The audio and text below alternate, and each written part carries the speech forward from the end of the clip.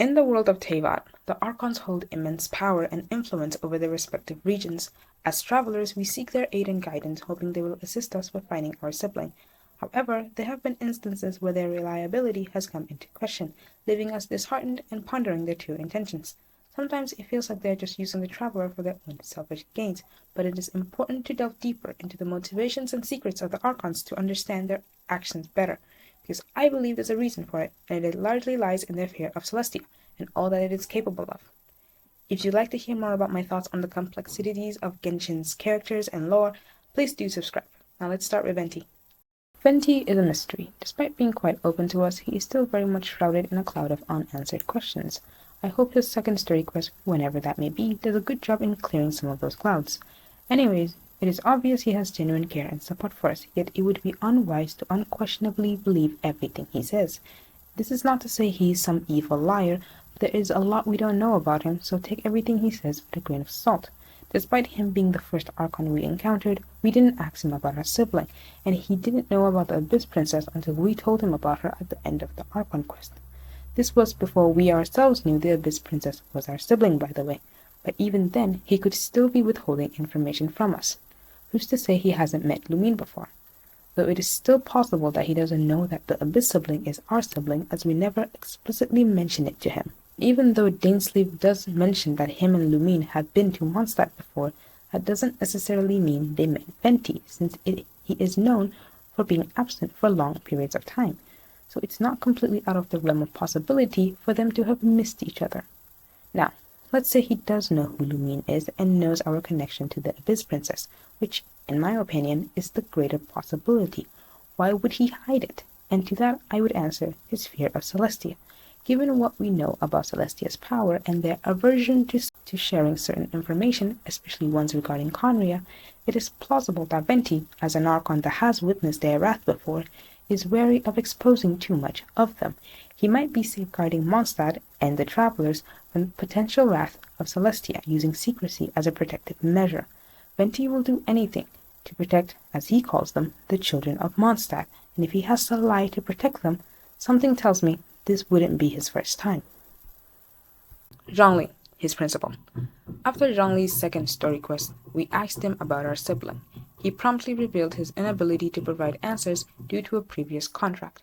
Despite his friendly behavior and genuine regret in disappointing us, Zhongli remains dedicated to honoring his contract. Now, some may ask that didn't he sign a contract to end all contracts during the Archon quest? Though that is true, I believe that contract just means he can't make new contracts. It doesn't necessarily nullify his old contracts. Even if Morax is dead to the people of Liyue, he is still the god of contracts, and even the traveler says it is in character for him to not want to break his contract, however disheartening that may be for us.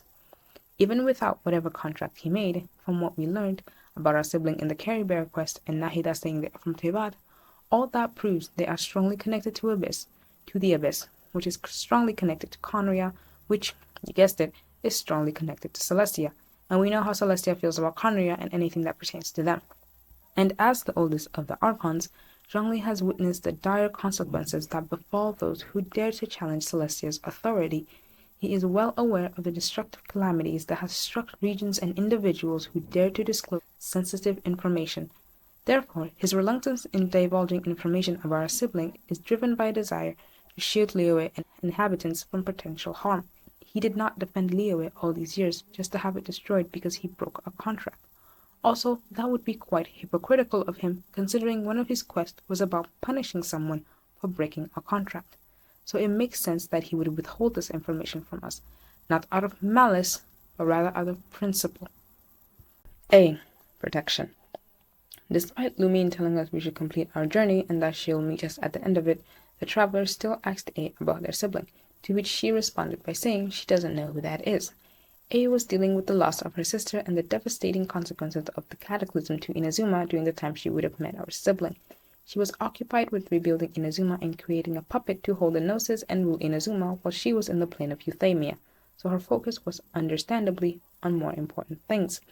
Considering the immense burden A still carries from all that has transpired due to the cataclysm, it is plausible that even if she possessed knowledge of our siblings' whereabouts, she would still hesitate to share it with us, because she understands the power and potential destruction associated with Celestia, and I doubt she would risk subjecting Inazuma to a second cataclysm by revealing forbidden information.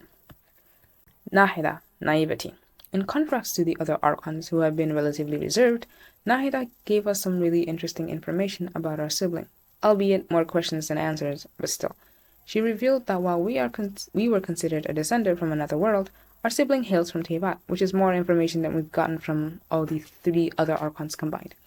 However, it is important to note that Nahida's openness about things other Archons might be more secretive about might not stem only from her kindness, but also from her lack of experience when it comes to being silenced by Celestia and experiencing its wrath.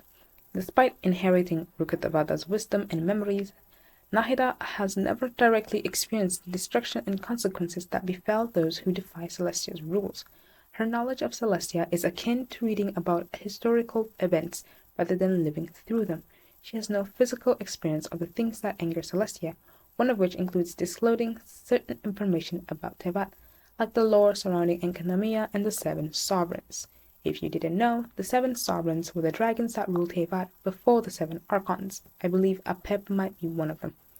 Now, Nahida's naivety works for us, because now we have someone who is not only an Archon, but also has access to Irminsul, which has records of everything in Teyvat, and is willing to share any information with us, but it also exposes her and the people of Sumeru to potential danger if she was to uncover or disclose knowledge forbidden by Celestia, and I fear for the day she is silenced for it. Focalors. I know she's not out yet, so I can't make any solid judgments on her, but still, I want to talk about her a little. She isn't one of the original seven. Rather, she was made Archon after the previous Hydra Archon died in Sumeru during the Cataclysm. Fontaine stands as one of the most technologically advanced regions in Teyvat, positioning it closely to Khaenri'ah in terms of regional similarities, as the thing that got Khaenri'ahns wiped off the face of Teyvat was the fact that they were progressing too fast, and the general gist of it all was that Celestia saw that as defiance. According to Dainsliv's line, the god of justice lives for the spectacle of the courtroom, seeking to judge all other gods, but even she knows not to make an enemy of the divine. This seems to imply that Focalors enjoys the theatricality of the courtroom and seeks to pass judgment on other gods. She enjoys presiding over the courtroom and the decision-making involved in court proceedings, but also acknowledges that one needs to be careful as to not anger the divine while exacting justice on the guilty. Her line on the Varunada Lazurite gemstone also states, "My ideals have no stains. I must correct you, people here bear no sins in the eyes of the gods. Only laws and a tribunal can judge someone. They can judge even me, so praise my magnificence and purity." She seems to have a sense of moral superiority and claims that her ideals are flawless with no stains. She expresses a need to correct others and probably believes herself to be the authority on what is right and wrong, quite fitting for the god of justice, if I must say.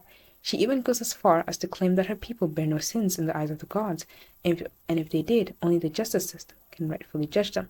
Despite her moral superiority, though, she also acknowledges that she too can be judged by the same system, but ends the line asking for praise, complimenting her own standard of righteousness. However, the truth behind her claims remain uncertain. The upcoming Archon quest in Fontaine might shed some light on her true loyalties and the extent of her people's actions in the eyes of the divine. Her personality is quite intriguing and it gives me official vibes, and I cannot wait to meet her. The Archon's tendency to conceal information regarding our missing sibling should not be solely attributed to malicious intent, but rather as a way to keep themselves, their regions, and ultimately the traveler safe. As the Archons of their respective area, their primary responsibility is to ensure the safety and well-being of their people. I don't think any of them would jeopardize that solely due to the traveler's personal loss, no matter how much they care and or respect him. However, we must also consider the potential consequences of excessive openness when it comes to the case of Nahida. I cannot help but wonder if there will ever come a day when she will learn the consequences of being too open with the traveler. In conclusion, while the Archon's behavior towards us can be frustrating at times, it is important to consider their motivations and the bigger picture. We must continue to work with them in order to uncover the truth about our sibling and the mysteries of Teyvat. It can help us better navigate the complexities of Teyvat's lore and the topic of censorship when it comes to Celestia. Speaking of censorship, that sounds like a very good video idea, like a quite interesting video idea talking about like the censorship of how censorship works in like Teyvat. If you'd like for me to make a video on the censorship of Tibet, like this video. Anyways, that's all I have to say. Subscribe and see you whenever. Bye!